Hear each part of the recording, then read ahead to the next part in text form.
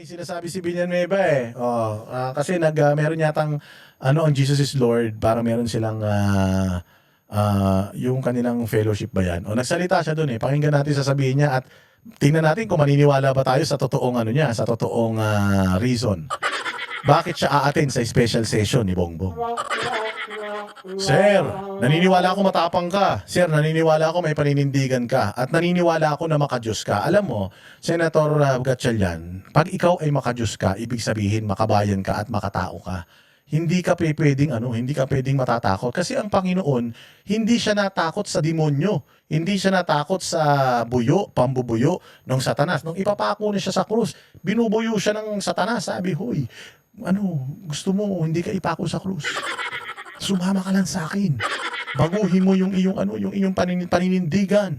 At hindi ka, anong ginawa ng Panginoon kahit na alam niyang ikamamatay niya yun, alam niya na mapapahiya siya ron, ginawa niya pa rin, masasaktan siya ron. Grabe yung papahirap sa Panginoon natin nun. Dahil tinayuan niya yung kanyang paniniwala, yung kanyang prinsipyo, at yung itinalaga sa kanya na gagawin niya at misyon niya sa mundo. Ano ba misyon mo? Bilang isang evangelist, naniniwala ako na dapat malinis ang puso mo at ang puso mo hindi para sa sarili mo. Dapat ang puso mo ay para sa Panginoon. Ganun ang mga evangelist eh. Inaalay nila ang kanilang buhay, puso sa Panginoon. At kung ikaw naman ay isang public servant, double whammy yan. Ipinaalay mo ang iyong puso at buhay sa bayan, inaalay mo ang iyong buong puso at buhay sa Panginoon. So kung ganun naman pala, bakit babaliktad ka? Dahil lang ayaw mo na makasuhan ka? Kung alam mo sa sarili mo na wala kang kasalanan, kung alam mo sa sarili mo na hindi ka nagnakaw, hindi ka matatakot dyan sa mga pressure ng Malacanang na yan. Because eventually, hindi ka naman forever na makukulong dyan. Kasi nga kung alam mong hindi ka nagnakaw, alam mo na kung makulong ka man, makakalabas ka rin eventually dahil hindi ka nagnakaw. Nangyari yan kay Bong Revilla at kay Jinggoy eh. Nilagay sila dyan, kinulong sila ilang taon, 4 na taon. Nakalaya sila dahil alam nila na hindi sila magnanakaw at na-acquit sila. So kung sila kaya nilang harapin yun sa ngalan ng prinsipyo, bakit ikaw hindi mo magawa? Ang dami pa namang naniniwala sa iyo na mga miyembro ng simbahan ninyo. Tingnan mo. Ito na lang, bibigyan ko kayo ng example. Si Pastor Apollo Kibuloy, bilang isang evangelist at bilang ama ng Kingdom of Jesus Christ, ang dami ng offers sa kanya. Bumaliktad ka lang sa mga Duterte, wala ka ng kaso. Umano ka lang, sumabay ka lang sa Agos, wala ka ng kaso. Ang SMNI, ang daming nagbabayad sa SMNI para magbalita ng katarantaduhan. Pero anong ginawa ng SMNI? Pinabayaan nilang mawala yung kanilang prangkisa for the meantime or ma-suspend yung kanilang prangkisa, tapos tuloy-tuloy pa rin sila sa kanilang pag-aatid ng totoong balita.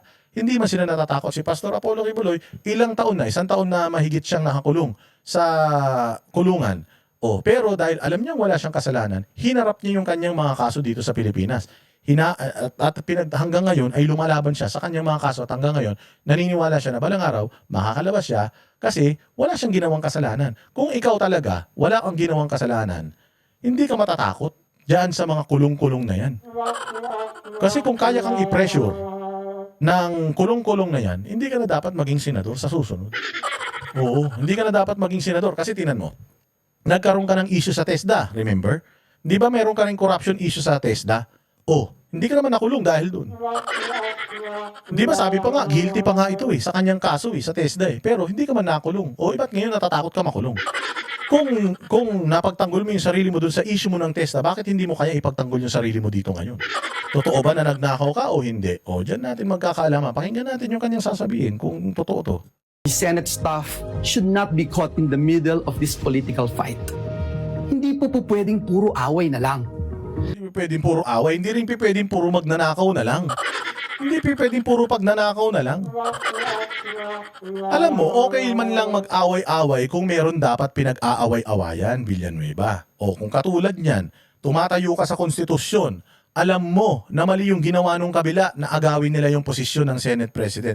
Kung talagang taong Panginoon ka, taong Diyos ka, makabayan ka at sumusunod ka sa konstitusyon, tatayuan mo yun. Hindi pwedeng, wag muna nating tayuan yun kasi kawawa naman yung ibang tao. Hindi, prinsipyo yan Kaya kawawa ang tao, hindi. Basta doon ka sa tama, doon ka sa tama. Dalawa lang yan, sa tama ka o sa mali.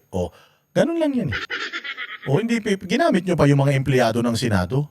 Bay sweldo man mga yan. Hindi nyo iniisip yung mga tao sa sa labas na wala namang mga sweldo yun, pero nandoon sila kahit mainit ang araw.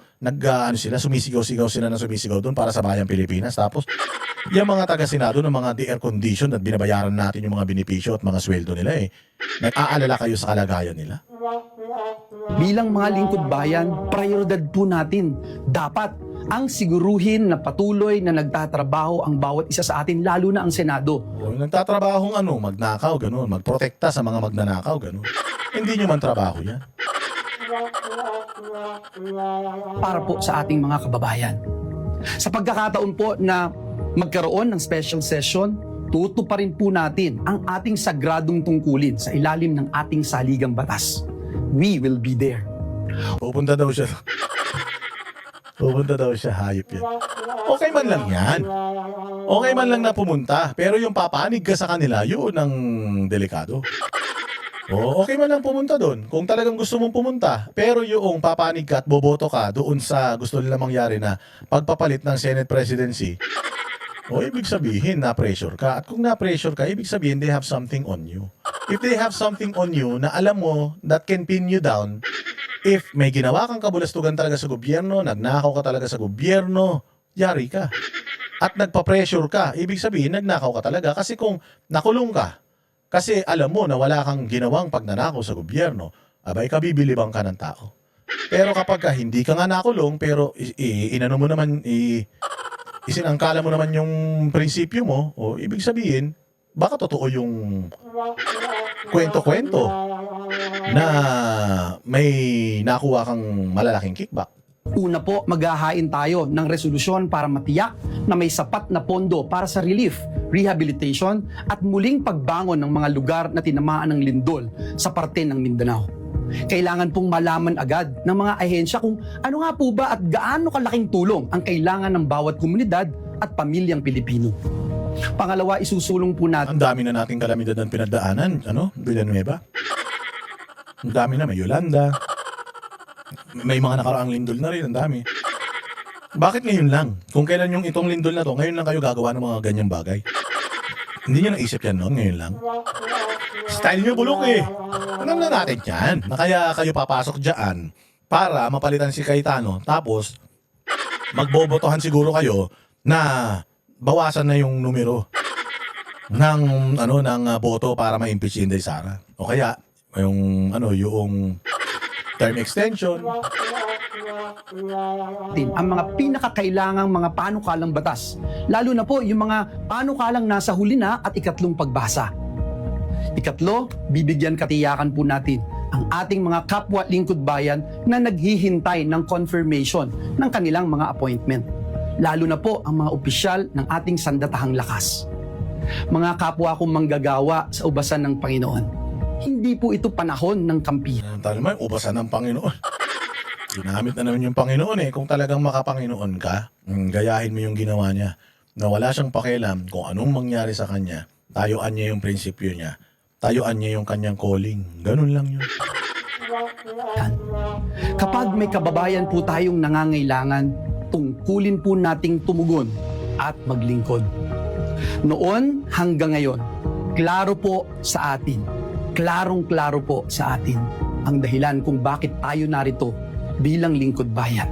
Klaro po sa atin kung bakit tayo ay dinala ng Diyos sa posisyon na ito. Tungkulin po nating protektahan ang ating institusyon at unahin ang kapakanan ng ating mga kababayan. Pero paano pag kayong institusyon nyo, karamihan lumalabag sa batas tapos mga magnanakaw pa?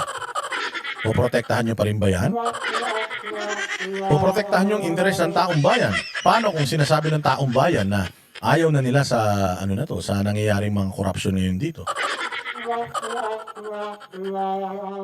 Higit po sa lahat, patuloy po tayong maninindigan para sa Diyos at para sa bayan. Yun ang malupit doon, para sa Diyos at bayan. Para sa Diyos at bayan ba o para sa sarili mo lang? Kasi kung maninindigan ka para sa Diyos at bayan at alam mo na para sa Diyos at bayan ka, at bagamat ginagawa mo ito, di ka magnanakaw, hindi ka kung ano man, tapos para sa Diyos at bayan ka, tapos biglang, nasangkot ka. So kung alam mo na hindi mo ginawa ang mga bagay na ito, O di para sa Diyos at bayan ka pa rin, tatanggapin mo kung ano yung kahihinatnan na itong gulo na ito. Hindi pwedeng, ano na muna ako. Para sa Diyos at bayan din ako, pero para sa sarili ko din. Ayoko makulong. Ayoko muna makulong. Ano muna kami? Bati-bati muna kami. Anak ng tinapay, kami nga mga vlogger. Sandamukan lang kaso namin. Anytime, pwede kami makulong. Anytime, paglabas nga namin dyan, pwede kami barilin eh. Sobrang kawatan at gago nitong mga binabangga namin. Kahit anong mangyari sa amin, anytime, marami. Tapos kayo, ganyan lang. Natakot na kayo. Dapat pagka ganyan, hindi na kayo dapat manalo sa susunod. Yan ang panatero, walang inuurungan. Pag tama palakpakan, pag mali ay babay.